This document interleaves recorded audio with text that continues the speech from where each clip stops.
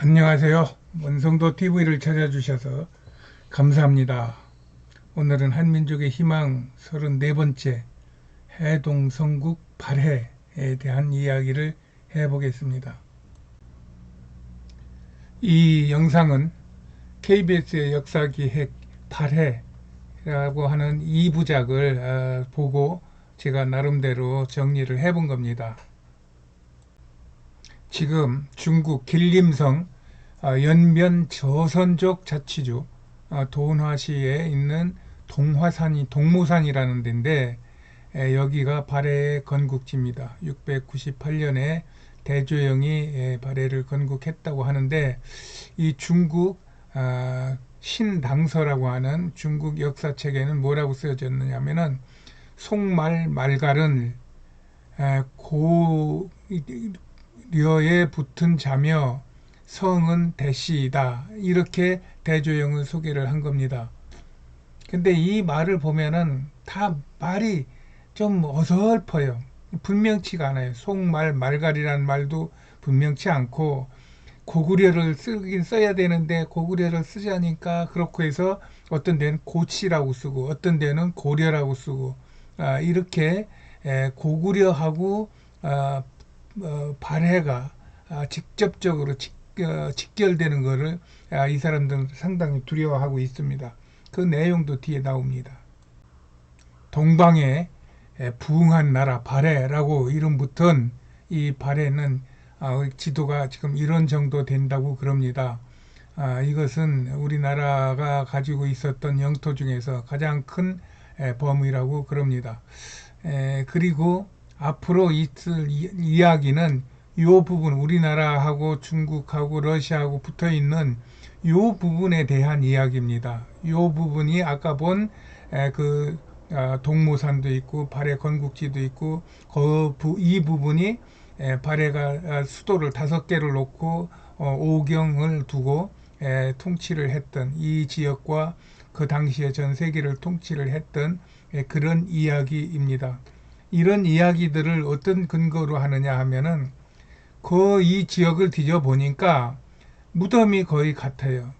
그리고 이게 황이라고 하는 글자를 쓴단 말이에요. 이게 정효 공주의 그 무덤에서 나온 비문인데 여기에 보면 우리 아버지는 황상이었다 그런다 이 말입니다. 이 황이라고 하는 말은 황제를 말하는 황제고 상은 아버지를 말하는 것 같아요. 그래서 황상이었는데 이 여기서 쓴 황자는 우리가 황제할 때 황자, 교황할 때 황자, 뭐 고종 황제할 때 황자, 그 황자입니다. 근데 사실 지금 중국은 이 황자를 안 써요. 중국은 누르 황자를 써요. 여기서부터 어쨌든 중국은 무언가 자기 고집을 피우려고 그러는데 여기에서 보면은 분명히 우리는 중국이 아닌 이 황자 스스로 임금된 이 글자가 황자가 스스로 임금된 거다 하는 이런 말이라거든요. 그러면 이 황자를 쓰는 엄연히 다른 두 나라가 있었다. 이렇게 우리는 보고 있는 거고 또 그런 무덤에서 나오면 이건 순목황후라고 하는 무덤에서 나온 금관의 위에 올려놓는 우리 그 고구려인들 그 머리에 모자 쓴 위에 보면 깃털이 3개가 있잖아요. 이것을 말하는데 이것을 보니까 고구려하고 똑같더라 이 말입니다. 그리고 그런저런 이야기들이 이런 역사서에 있는데 이 사실은 요거는 사실이고 요거는 만든 얘기예요. 그래서 이 만든 얘기를 중국이 지금 하려고 하는 게 동북공정이란 말이에요. 그래서 이 동북공정을 하기 위해서 그들이 어떤 일을 하는지를 한번 보겠습니다. 이 발해가 발해의 건국자 고왕이라고도 그럽디다. 고왕 대주영이 죽자 그 뒤에 무왕이 이제 뒤를 이어받았습니다. 그런 무왕이라는 사람은 이 발해를 아버지로부터 물려받자마자 이 중국을 바로 공격을 해버리는 거예요. 여기 박자구라고 하는 여기가 대동강을 쭉 타고 들어가다 보면 어느 지점인 것 같습니다. 상당히 깊죠. 여기에서 배를 타고 수군을 만들어 가지고 여기에서 동주, 지금 산동성이죠. 이 산동성을 공격해 가지고 아주 산동성을 박살을 냅니다. 그 기록이 신당서라는 데에 있습니다. 보면은 이 발해왕 무예가 장수 장문휴를 보내어 수군을 거느리고 등주에 쳐들어와 등주지사 위준을 죽여버렸다. 이게 발해가 만들어진 지 30년 만에 일어난 가장 첫 큰 사건입니다. 우리 한국 역사 중에서 맨날 방어만 하고 남의 공격을 방어하는 데 집중됐다면은 이 등주 전투는 우리나라가 중국을, 그때 당시에 당은 대대적인 그런 국력을 가지고 있었고, 특히 이 등주는 우리나라의 어떤 해군 본부, 해군 기지가 있고, 그 다음에 무역항이 있는 세계적인 그런 도시였단 말이에요. 여기를 쳐들어가서 여기를 깨부시고 담당 최고 책임자인 지도자인 지사를 죽여버리는 이런 엄청난 사건이 우리 역사 속에 있었던 것입니다. 그러더니 무왕의 아들 대흠무가 즉위하여 그를 문왕으로 부르고 연호를 대흥으로 고치면서 발해가 전 세계적인 영향력을 발휘하기 시작하고 아마 이때부터 해동성국이라는 별명이 붙었을 것 같습니다. 그러면서 천보 말년, 이거는 그 천보라는 이름을 다시 쓴 걸 보니까 대흥이라는 이름에서 바로 또 천보로 바꾼 것 같아요. 천보로 바꿔가지고 756년인데 그때 이 무왕 대흥무가 상경이라고 하는 수도를 만들어가지고 그를 옮겼습니다. 이런 이야기들이 이런 그 유적들에서 나타난다는 이야기입니다. 중국 길림성 용두산 고분군에 발해의 어떤 그 공동묘지가 있는데 거기에 정효공주라고 하는 묘가 있습니다. 이 정효공주가 누구냐면 무왕의 둘째 딸인가 그렇게 돼요. 그래서 이거는 비석이고 그 안에 이러한 큰 방이 있어요. 방이 있어가지고 여기에 이런 그 무사들의 그림도 있고 시녀들의 그림도 있고 그 다음에 무슨 내시들의 그림도 있고 이런 그림들이 있음으로 인해서 이것이 중국 것이 아니다 하는 것이 드러나는 거예요. 거기에 여기가 지금 정여 공주가 누웠던 그 관인데 관 옆에 세워놓은 그런 것은 묘비라고 하고 묘지라고 그럽니다. 이게 무슨 지자요?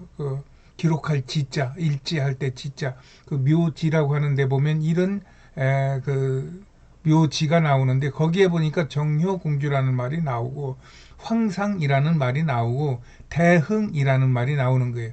이 대흥이라는 말을 해석을 못했는데 왜 여기다 대흥이라는 말을 썼지 했는데 보니까 이게 중국 역사서를 보니까 이 대흥이 아까 얘기했듯이 태흥무 무왕이 국호를 대흥으로 바꾸면서 그때부터 연도를 세기 시작한 그 기준 연도가 대흥이라는 것입니다. 그리고 여기에 황상이라고 하는 글자가 있는데 이 황상이라는 글자도 중국하고는 엄연히 다른 이쪽에 있는 황제 국가다 하는 것을 표시를 해서 여기가 발견된 지가 1949년에 발견됐다는데 이 사람은 들어가지 못하게 하는 거예요. 벌써 몇십 년이야.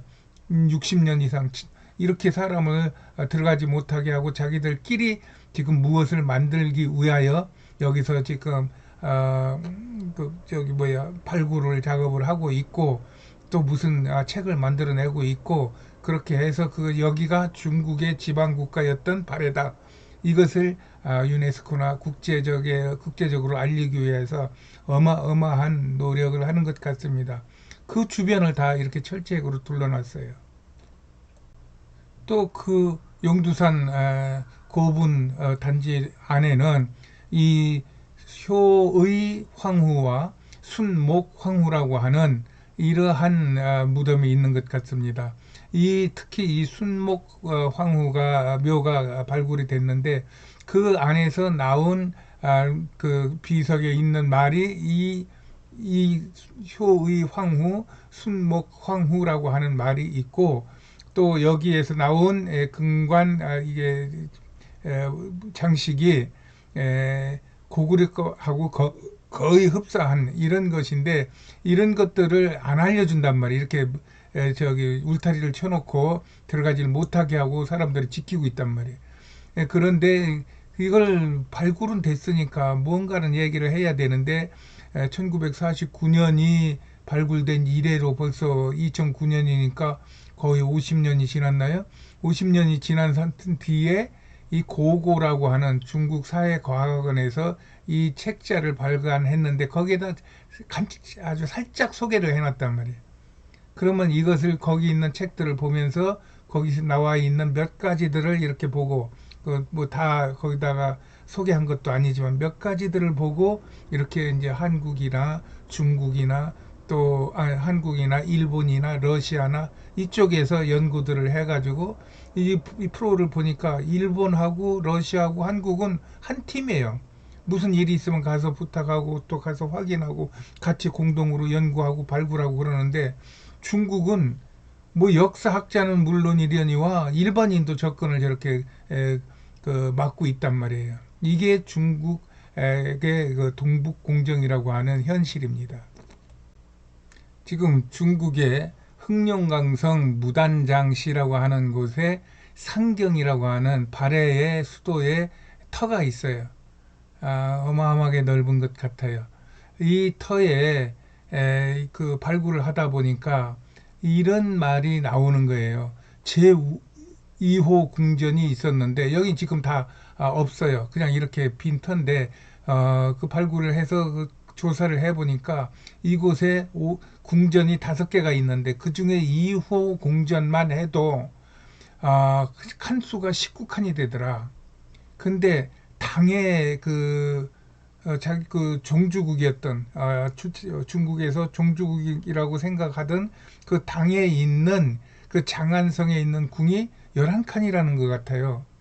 그러니까 이 그 본국에 있는 진짜 황제가 있는 궁전보다 지방 정부인 발해의 궁전이 훨씬 더 크다는 얘기예요. 이거를 그 인터뷰하는 사람이 한국 기자가 물어보더라고요. 그랬더니 그 중국에 있는 그 북경대 역사학자가 말하기를 뭐 큰지 작은지는 난 모르는데 그게 중요한 게 아니다 하면서 이야기를 하는데 아주 그냥 짜증을 내더라고 얼굴에. 그만큼 이 중국이 발해를 뺏기면 중국이 이게 아주 위신이 싹 깎이는 거예요. 여지까지 자기네들이 자랑했던 중국이 이게 중국이 아닌 거예요. 이게 종이호랭인 거예요. 그래가지고 지금 이 발해 역사를 중국사 안에 집어넣기 위해서 어마어마한 노력을 하는 것 같습니다.